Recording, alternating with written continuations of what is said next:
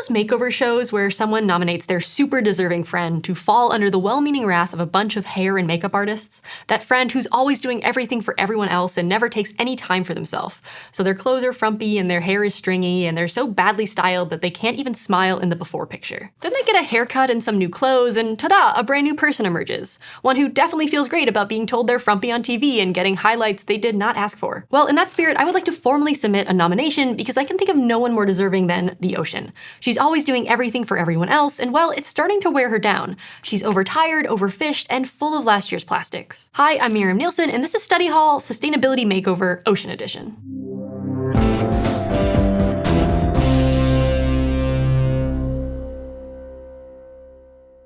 The ocean does a lot for us. It makes up more than 70% of Earth's surface and holds about 97% of our water. And all that water is crucial for the planet to function. The ocean is home to hundreds of thousands of species that uphold all kinds of systems that support life on Earth. Like thanks to photosynthesis in plants, algae, and bacteria, the ocean generates around half of the oxygen on Earth. It also helps regulate the planet by absorbing and storing both carbon and heat. The ocean takes up over a quarter of carbon dioxide emissions and captures around 90% of the excess heat energy that's been trapped in the atmosphere by greenhouse gases. And it doesn't just store heat, it also moves heat around. The ocean's currents move warm water toward the poles and cold water to the tropics, which helps regulate Earth's climate, making sure the temperature at the poles and the equator don't become even more extreme. Along with keeping us comfortable and allowing us to breathe, the ocean is full of valuable resources. For more than 3 billion people, the ocean is their main source of protein. That's clam bakes, poke bowls, lobster rolls, and tuna casseroles. And for 200 million people, the ocean is their main source of money, fishing for all that protein. We even use marine organisms like sea squirts and cone snails to make medicines like antibiotics and anti-cancer drugs. On top of all that, the ocean is important for tourism, transportation, recreation, and religious and cultural beliefs and traditions. Some small island nations get 30% of their export money from tourism, compared with a global average of 5%. It was an international joke/disaster when a container ship got stuck in the Suez Canal, delaying ocean trade and transportation. We go cruising, swimming, sailing, and jet skiing in the ocean, and we've got everything from Disney's Moana to the Titanic to tell us how important it is to show the ocean some respect. So the ocean is putting in a lot of work for us, and it's doing all of that without much thanks or time for self-care.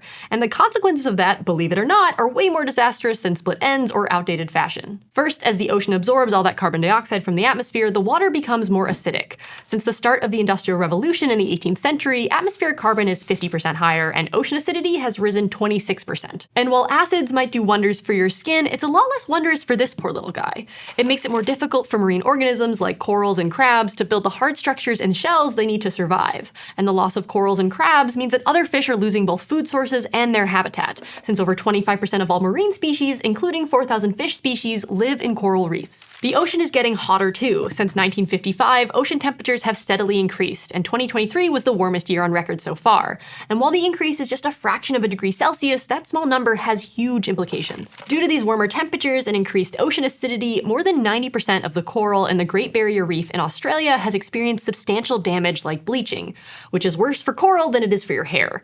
That damage has affected not only 1,600 fish species and 600 coral species living there, but human life too. Between diving, fishing, and businesses like restaurants and hotels that thrive as part of the tourism industry, the Great Barrier Reef is a source of over 64,000 jobs. And with less coral and less fish, there's less diving, less tourism, and less business. Yet we've still been fishing way too much. Between 1961 and 2017, global fish consumption increased by over 3% every year, and the demand has led to overfishing, which threatens wildlife and ecosystems all over the world. Warming also impacts sea levels. Water expands as it heats up, so warmer water, along with melting glaciers, means higher sea levels. Since 1880, the sea level has risen around 9 inches, which, along with more intense storms, makes coastal communities way more vulnerable to flooding. Rising sea levels and storms particularly affect small island nations. For example, between 1947 and 2014, 5 unpopulated islands in the Solomon Islands located in the South Pacific Ocean literally disappeared. That's bad, but even worse, entire communities on 2 other islands in the area had to move because the ocean swallowed their shoreline. And then there's offshore oil drilling. The deeper we drill, the more likely it is that harmful spills will occur. When BP's Deepwater Horizon oil rig exploded in 2010, it caused the largest marine oil spill ever. Estimates say it harmed or killed around 82,000 birds, 6,000 sea turtles, 25,000 marine mammals, and a large but unknown number of fish. Oil is also the source of another big problem: Plastics. And those are a huge problem everywhere, but especially in places like the Philippines. The Philippines is made up of over 7,000 islands that are home to 150 million people. Those islands produce more than 1/3 of the plastic waste in the ocean. That's because of a combination of factors. High rates of poverty lead people to seek cheaper products. Products in the Philippines tend to be packaged in small packets rather than large quantities, bottles, or boxes, and plastic packaging is easiest to use for transporting food between the islands. Along with all that, 70% of people in the Philippines don't have access to proper waste facilities, and the government has been slow to address any of that. But the Philippines is also home to over 10,000 miles of a coral reef system, which has an 89% chance of becoming diseased because the plastic waste helps spread pathogens. Almost half of all rabbitfish, a local food source, have traces of microplastics in their digestive systems, and birds and other animals can die from suffocation or ingesting plastic. Like in 2019, a Cuvier's beaked whale in the Philippines died after ingesting 88 pounds of plastic. The Philippines is also a popular tourism destination. In 2017, the island of Boracay had 2 million visitors who brought $1 billion to the island's economy. But partly because of the pollution, the Philippines closed Boracay to tourism for 6 months in 2018. That meant the island lost out on millions of dollars and more than 30,000 people living there were left without an income, all while battling an ocean of plastic. So the ocean is doing a lot worse than even the saddest Queer Eye hero, and the first step in our extreme ocean makeover is to assemble the makeover team. Unfortunately, the Fab Five are unavailable, so one moment please.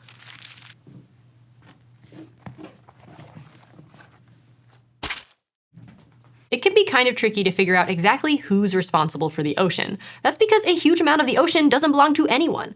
Or maybe it belongs to everyone. So it's tough to come up with international ocean laws saying who should be doing what. That said, there are countries that are officially responsible for portions of the ocean. Coastal nations have exclusive economic zones, which means they have jurisdiction over everything that's around 230 miles from their territory. And those small island nations we keep talking about have been leaders in creating solutions. For example, the Alliance of Small Island States is a UN coalition made up of 39 island nations from all over the world, including Cuba, Fiji, and Singapore. Coalition pushed to include the goal of limiting global warming to 1.5 degrees Celsius in the Paris Agreement. They're also on the forefront of conservation initiatives and creating protected areas in the ocean. But it shouldn't be solely up to these nations to come up with solutions. The Alliance of Small Island States is made up of about a quarter of the countries in the world, and yet they're only responsible for less than 1% of the world's carbon emissions. Luckily, some larger countries are taking action too. In 2023, Australia announced a migration pact with the nearby nation of Tuvalu, which is located in the Pacific Islands. Tuvalu is in danger of being one of those disappearing island nations since sea level is about 6 inches higher right now than it was 3 decades ago. So Australia is offering Tuvalu military, climate, and financial protection, including letting a number of Tuvalu citizens immigrate to Australia each year. The United Nations is also key to protecting the rest of the ocean that no one owns. The UN Convention on the Law of the Sea has existed since 1982 to govern the laws of the ocean and the coastal rights of states. And luckily, even though we don't know exactly who's going to do it or how, most countries agree that protecting the ocean should be a priority. In fact, life below water is goal 14 of the UN Sustainable Development Goals. And in 2023, the UN agreed to a global ocean treaty known as the 30 by 30 target. It aims to formally protect 30% of the ocean by 2030.